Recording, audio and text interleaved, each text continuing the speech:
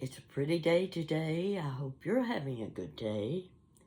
And if you notice, I sound a little froggy, croaky sounding. That's because I've been sick. I've been sick for 3 weeks. I don't get sick very often, and if I do, it'll be a good case. This is called bronchitis, and I'm coming out of it pretty good now.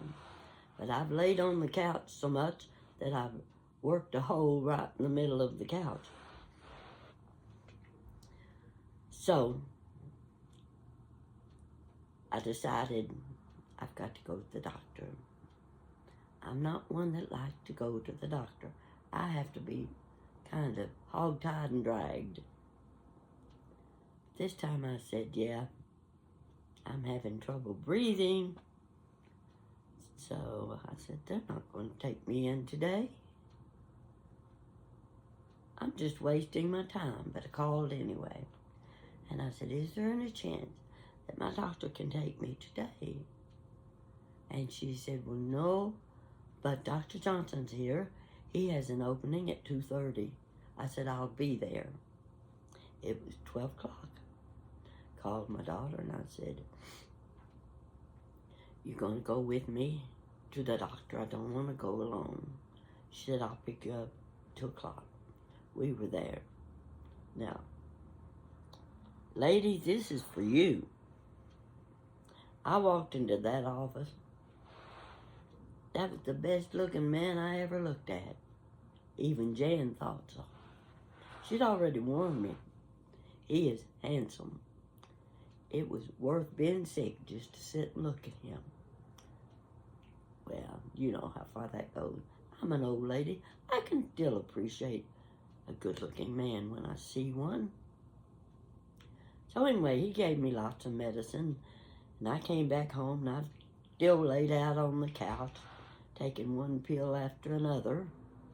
I hate pills, but this time I said, I'll take them all.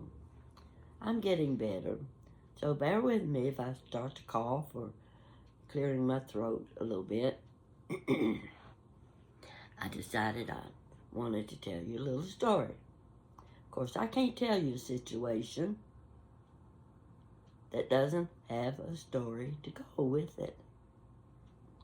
This took place about, I'm going to guess 30 years ago. I was living in Tennessee. And of course, they didn't have the Goodwills and the thrift shop back then. You just went to antique shops. I was living near Knoxville, and they had an antique mall. And once a month, 1 weekend a month, it was open. And I tried to get there as often as I could. So, I'm roaming through the upper deck of the mall, and I come to a table of picture frames. Lots of picture frames.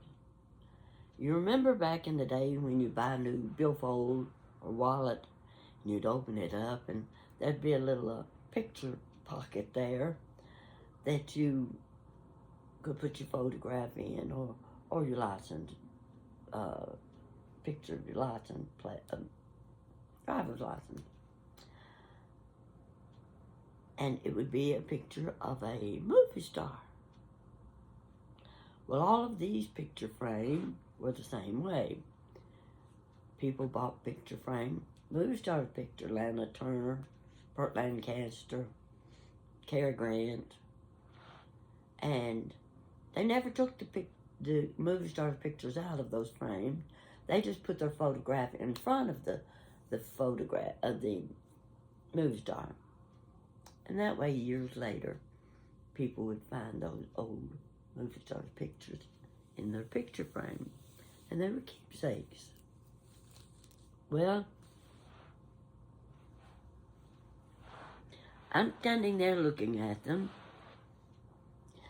And I look at one picture frame and I recognize the movie star. Now, she wasn't a common movie star like Rita Hayworth and Joan Crawford and Barbara Stanwyck, those movie stars. No. She was in musicals. She was a singer. In fact, she sang with Kay Kaiser's band. Some of you won't even have a clue who Kay Kaiser was, but in those days he was very popular, just like Benny Goodman and Tommy Dorsey. They were big band leaders. So she sang with Kay Kaiser. And when I would see her in a movie, I thought she was beautiful. She had long dark hair. And the thing that attracted me to her was she looked so much like my oldest sister. And I'll have to admit, my oldest sister was a beautiful girl. Long, dark hair, very pretty. She had cloudy blue eyes. So I knew who this movie star was. So the owner of that booth walks up to me and he points to that picture frame and says, "Bet you don't know who she is." I just looked at him and I said, "Jenny Sims." Well, he looked a little bit shocked that I knew who she was. But I had a reason for knowing. She looked like my sister, and I always remembered her when I saw her in movies. That's the way that worked. So, usually the things that I could surprise people with my knowledge were not usual things. There were things like that. How many people knew who Jenny Sims was? If you had lined up 24 people, I doubt that a single one of them could have told you, except me. Now, I'm at that same antique mall again. I'm on the upper deck and I'm looking at this long table. Tools, men's work tools. Not many women stop and look at an axe and a hammer, a drill and a screwdriver, old tools, but I do. Because every now and then I see one that catches my eye and I know it's old, it's different, it's unusual, and I just happen to have a drill myself, very old. It's a drill that kind of like your egg beater. Remember the egg beater that you held and you turned the handle? Well, that's the way this drill I have works. You put the bit in the bottom and you hold it and you turn that handle. I've still got that drill. So I'm looking at the things and I pick up one tool and the owner walks up. Now I'm telling you, there were a lot of tools. He looks at me and says, "I bet you don't know what that is." I just looked at him and I said, "Bet I do." Well, that kind of surprised him a little, because it wasn't a drill, it wasn't a saw, it wasn't something that you would ordinarily recognize as a common tool. And he said, "What is it?" I said, "It's a Froe." That surprised him. Now, I'm going to tell you why I knew it was a Froe. My mother used to tell me about things back on the farm. Now, I'm talking about a farm that dates back 100 years ago. That's the farm she was raised on. Of course, they had all kinds of tools. But the house they lived in had started out as a log cabin. It had belonged to my great-grandmother. When her husband died, the children were all gone. She moved in with my grandmother and my grandfather. She was one of the oldest children. So, Grandpa remodeled the house. He added rooms. Now, you've heard of the houses, the old two-story frame houses that had what they called a dog trot. Well, this house had the dog trot. You had rooms on this side, rooms on this side, and then in between was a porch that went the full length of the house, but was covered with a roof. That's usually where the dog laid. Dog didn't sleep in the house. They weren't pets in those days. Dogs were used for work. And that's where they stayed, was in the dog trot. Well, Grandpa Rowlett had shake shingles on the house. You know what shake shingles are, don't you?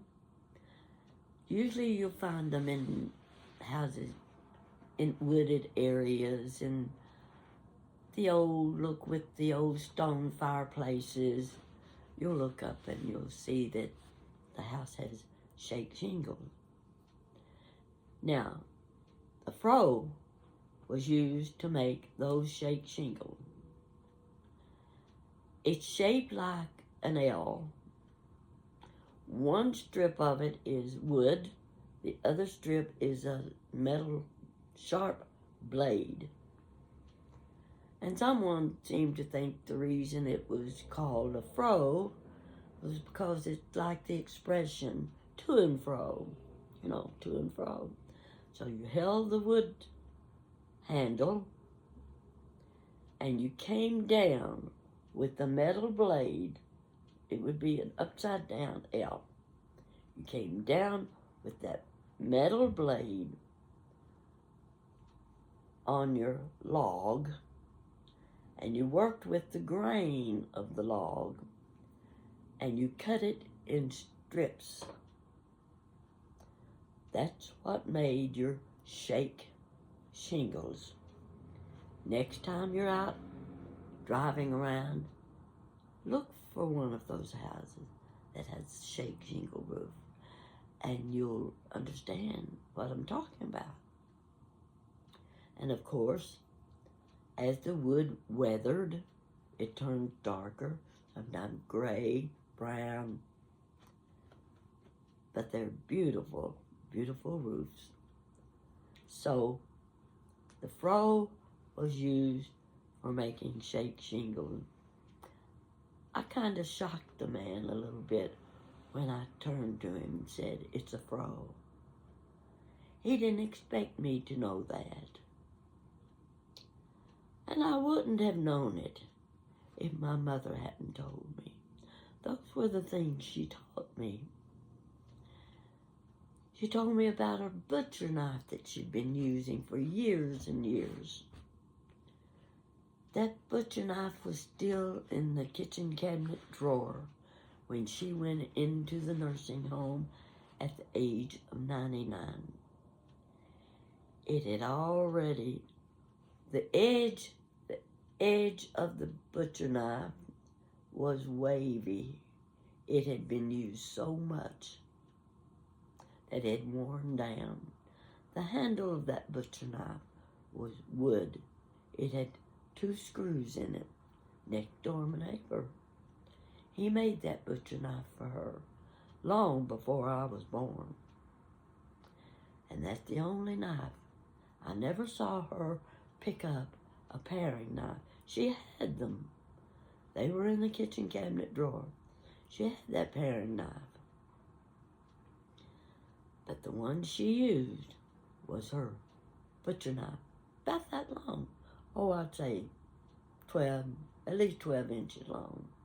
I never could get used to it. I figured I'd end up cutting all 4 fingers off. But Mama could handle that knife just like Robin Hood handled the bow and arrow. When she came down with that knife, it split the chicken leg and the chicken thigh apart. Smack dab in the middle. She could cut up a chicken and make more pieces out of it than I've ever seen. Good pieces. You didn't have a chip bone in your piece of chicken that was lying on your table or on your plate. No, my mother knew how to cut a chicken. There were so many things like that. That butcher knife, she carried it out on the back porch. Now, our back porch had been a great big porch, covered porch, open. That's where she did her ironing in the summertime.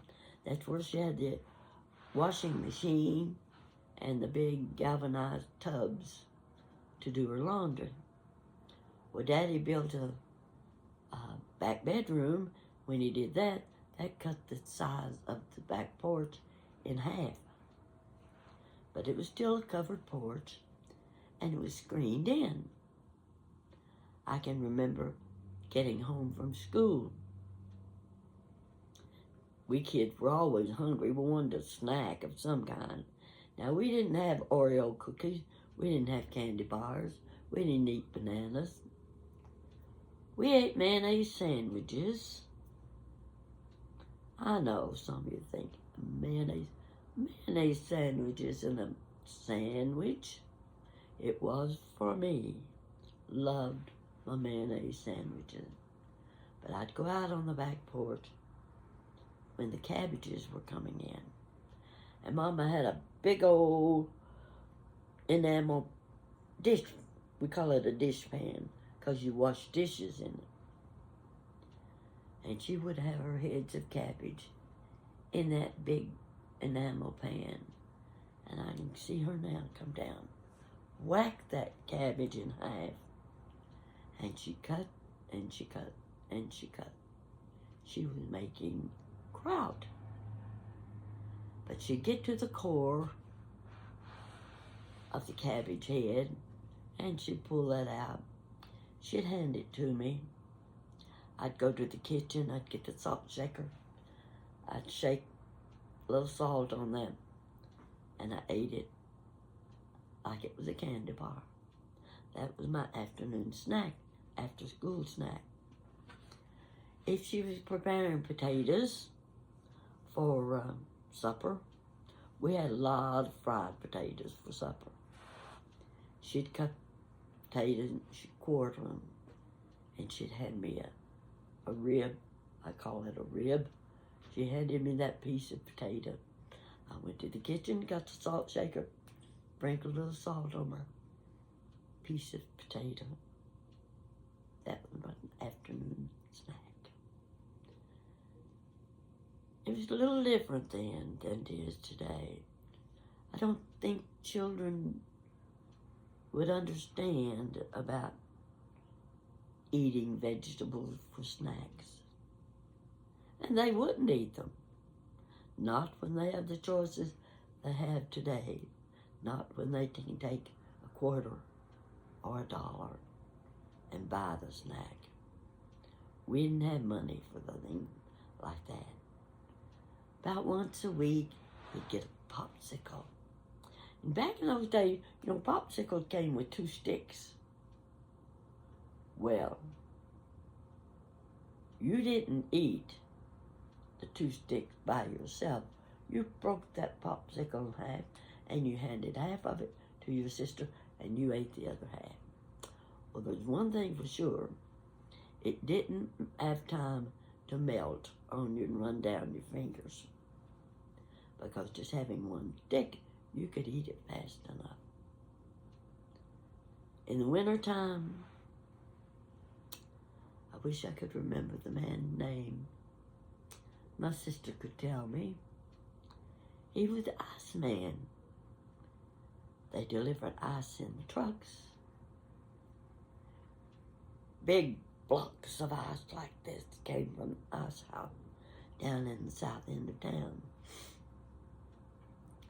He would come by the house, and on our front porch there was a nail, and on that nail was a card. It had 25, 50, 75, and 100. Now,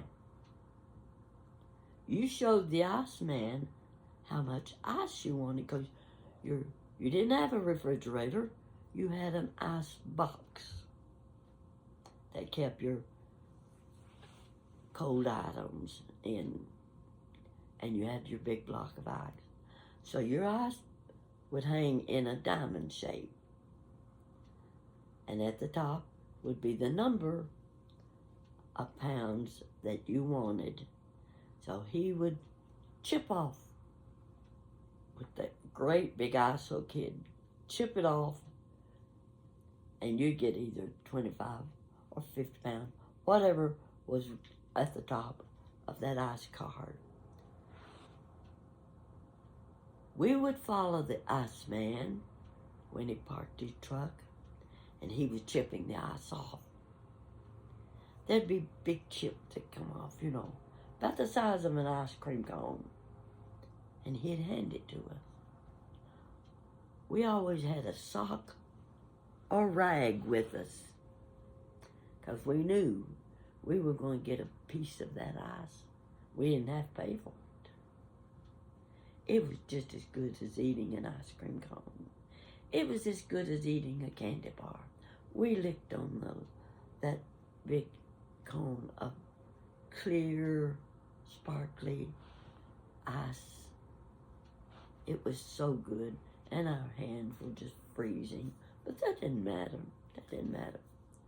We enjoyed that ice as if it was as nutritious as a vegetable. And it was so much fun to get the ice. In fact, I haven't seen icicles growing on, or not growing, coming down off the roof of your house. Icicles used to come down all across the front of the house. And you'd wait and look for the long one. There would be one where the water had dripped so much that the icicle would be that long. Again, we'd get an old sock or a rag out of Mama's kitchen, and we'd wrap that icicle, and we'd go down the street eating it just like it was a brown cow or a chocolate bar. That's the way it was in the old days. Nothing wrong with that. We were normal kids. We had the necessities of life. And sometimes we had more than the necessities of life. We had the friendship. We played outside. We remember those things. They're good memories, really good memories.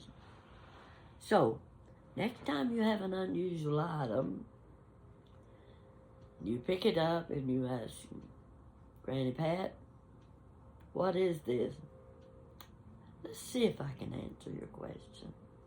It's fun knowing about things that other people don't know what they are. Because, folks, in 2 more weeks, I'm going to be 87 years old. I'm old enough now to remember the old days. And when I say the old days, they were the old days. It wasn't 5 years ago. It wasn't 20 years ago. Nowadays, they're calling vintage something that was made 20 years ago. No. It isn't vintage unless it's at least 50 years old. One day, I'm going to reach into my Fiesta cabinet and I'm going to pull out a few pieces. We're going to set a table and I'm going to tell you all about the pieces of Fiesta that I owned. Now, I've already told you that I started collecting Fiesta when I got married. I didn't really collect it. It just happened to be the set of dishes that were given to me as a wedding gift. just like a set of towels or a set of sheets, maybe some stainless steel tableware or 8-piece set of glasses. Back then, you didn't get an 8-piece set of glasses. You got them in the set of 6.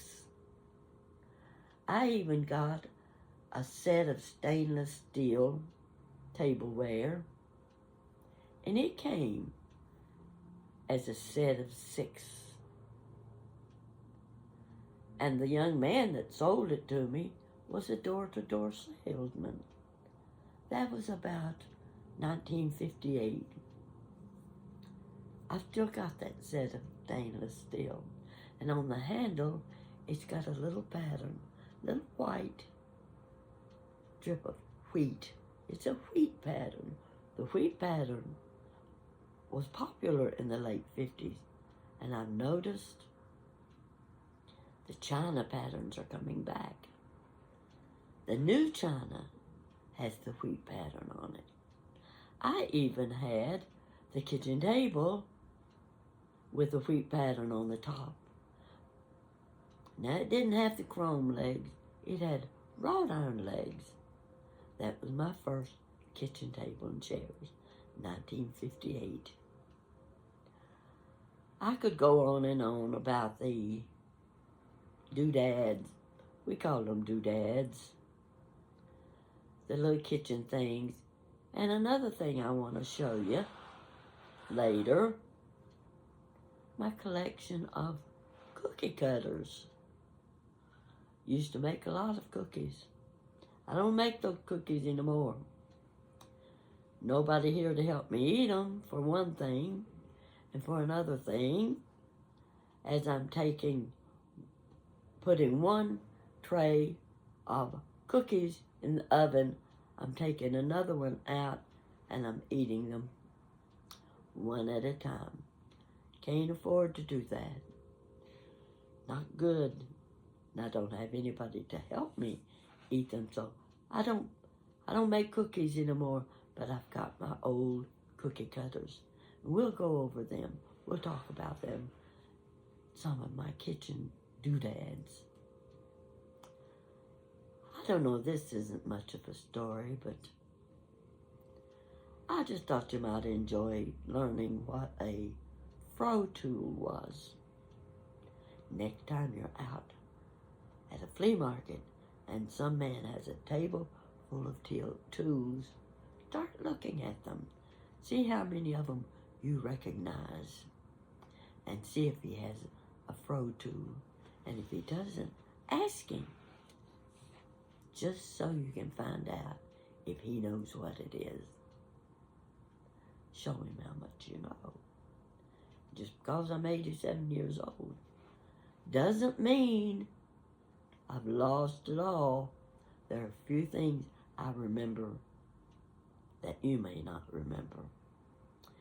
So ask your parents, ask your grandparents, and let them tell you about these things. I hope this has been a good story for you today. And you know I got through it without having to cough. I'm going to take a sip from my thermos. Keep my thermos handy all the time for something wet.